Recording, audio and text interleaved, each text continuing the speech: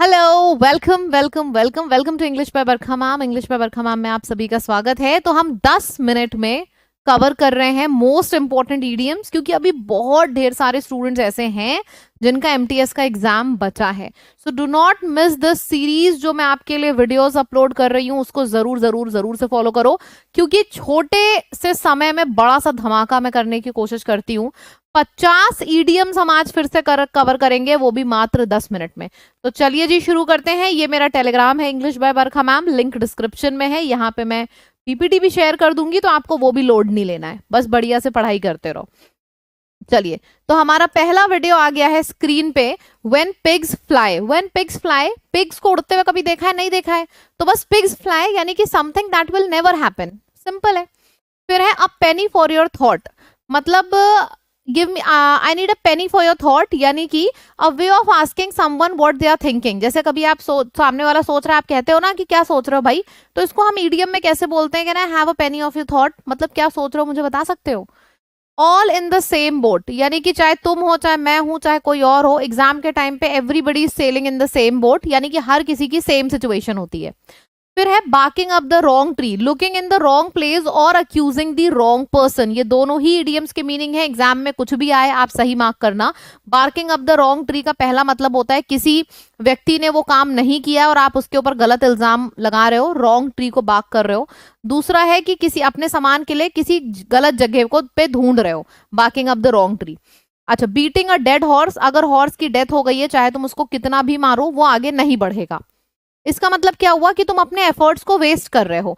So beating a dead horse का मतलब होता है that you are continuing to argue on a point that is useless, बेकार, worthless, useless चीज पे मेहनत कर रहे हो।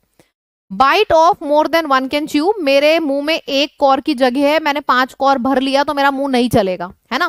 तो biting of more then you can chew, यानी कि जितना तुम काम कर सकते हो उससे ज्यादा तुमने अपने खोपड़ी पे ले लिया है काम, अपने सामर्थ्य से ज्यादा।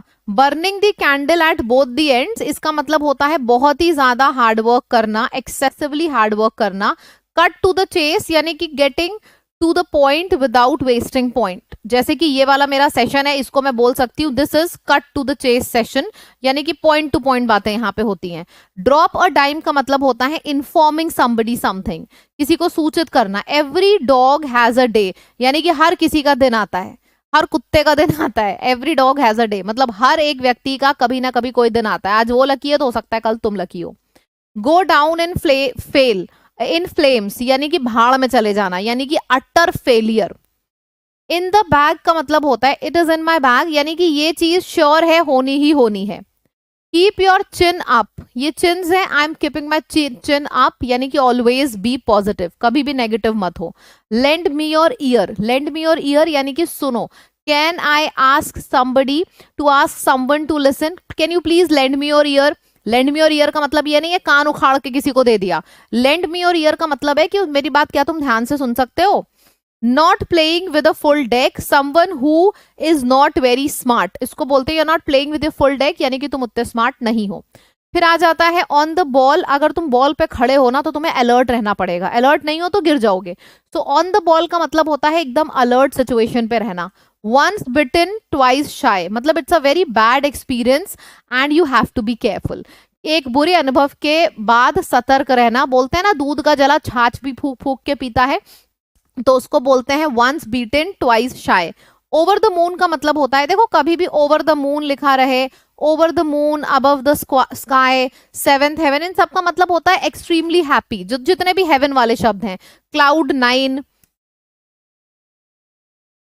क्लाउड नाइन हो गया, सेवेंथ हेवन हो गया, seventh heaven, cloud nine, over the moon, above the sky, इन सबका मतलब होता है एक्सट्रीमली हैप्पी।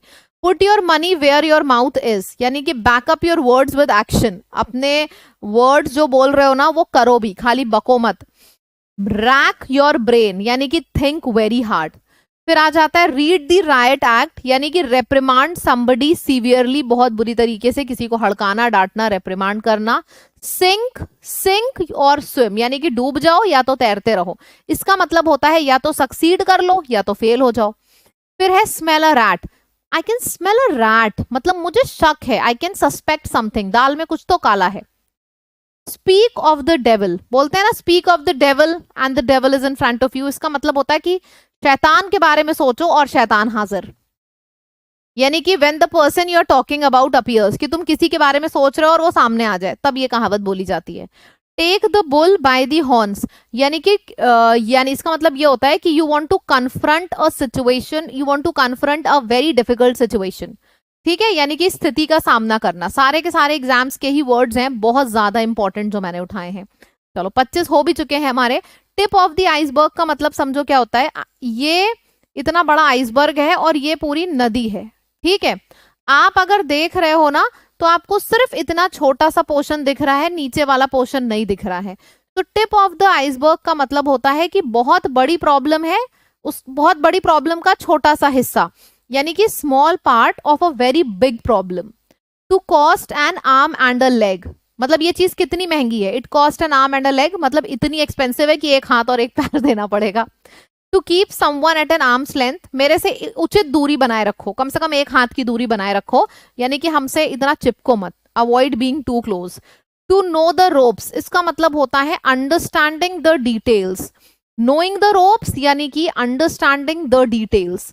फिर आ जाता है to let sleeping dogs lie, यानी कि अब you want to avoid interfering into any kind of situation, उसको बोलते हैं you want to let the sleeping dogs lie. Make a long story short, बड़ी सी कहानी को छोटा करके बताओ, यानी कि किसी भी चीज को ब्रीफ में बताओ, शॉर्ट में बताओ। मिस द मार्क का मतलब होता है you fail to achieve a goal. Pull the plank, pull the plank, रोको रोको, रोक दो उस चीज को, stop something from happening. To be on cloud 9, अभी अभी मैंने आपको बताया था cloud 9, seventh heaven, above the sky, over the sky, इन सब का मतलब होता है बहुत ज्यादा खुश रहना, एक्सट्रीमली हैप्पी रहना। To bite the hand that feeds you, जिसने तुम्हें चारा दिया तुमने उसी के हाथ को काट लिया। You are biting the hand that feeds you, मतलब कि तुम जो तुम्हें मदद कर रहा है तुम उसी को काट रहे हो।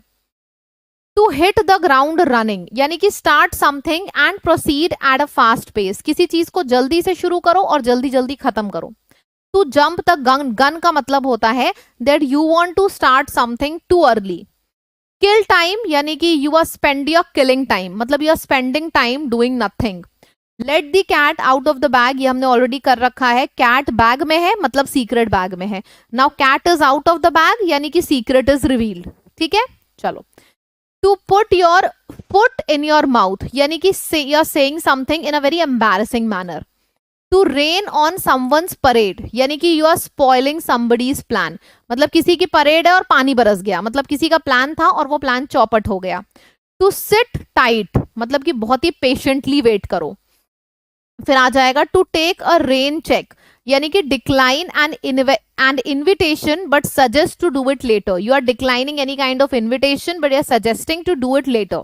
ठीक, फिर आ जाता है to throw caution to the wind, throwing caution to the wind, यानी कि you want to take full risk.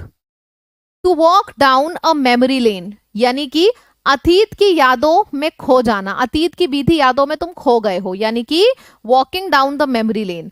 Under the table का मतलब होता है किसी चीज को गुप्त तरीके से करना, सीक्रेटली करना, इलीगली करना। ठीक है, चलो जी।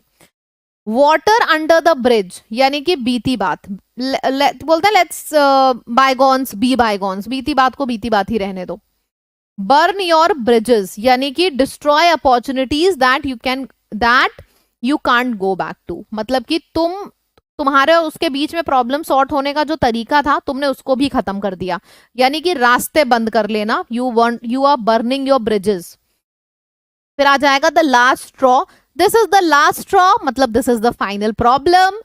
Throw in the towel, towel को फेंकना मतलब सरेंडर करना, मैंने हार मान ली है। थ्रोइंग इन दी टाल का मतलब होता है सरेंडर करना, हार मान लेना। ओ वाओ, एग्जैक्टली 10 मिनट्स के अंदर हमारे 50 इडियम्स हो चुके हैं। बहुत ही तगड़ी पेस आप सबने पकड़ रखी है। अच्छा, अब 1 मिनट में आपका समय लेके आपसे बात करना चाहूंगी। सबसे पहले इंग्लिश बाय बरखा मैम जो चैनल है उसको सब्सक्राइब करो। मैं देख रही हूँ आप लोग बहुत धीरे धीरे सब्सक्राइब कर रहे हो और वीडियो शेयर भी नहीं कर रहे हो। आपकी ही एनर्जी से तो मुझे एनर्जी मिलती है। खूब ढेर सारे कमेंट्स करिए, वीडियो शेयर करिए, वीडियो को एकदम मस्त वायरल बना दीजिए ताकि हमारी ये जो फैमिली 40,000 की है वो बड़ी होती चली जाए। ठीक है, तो जरूर शेयर करिएगा। अच्छा, एक चीज आप सबसे मैं पूछना चाह रही हूँ, आपको बताना चाह रही हूँ, बोलना चाह रही हूँ, ध्यान से सुनिएगा, बहुत इंपॉर्टेंट इंफॉर्मेशन है। आप में से कितने लोग चाहते हैं कि मैं 3 से 4 पेपर आपको एक्सपेक्टेड एसएससी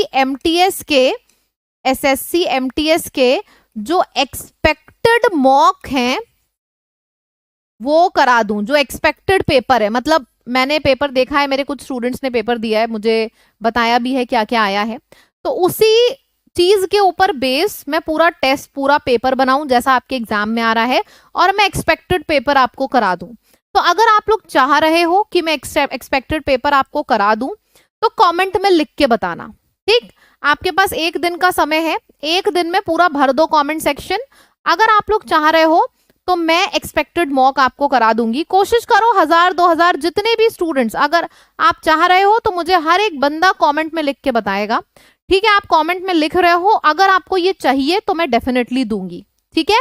तो कमेंट जरूर जरूर जरूर से करना, फिर से बता रही हूं, और वीडियो में के नीचे और इस चैनल को सब्सक्राइब कर लो इसी तरीके के अमेजिंग वीडियोस के लिए। Thank you so much, bye bye, tata, take care.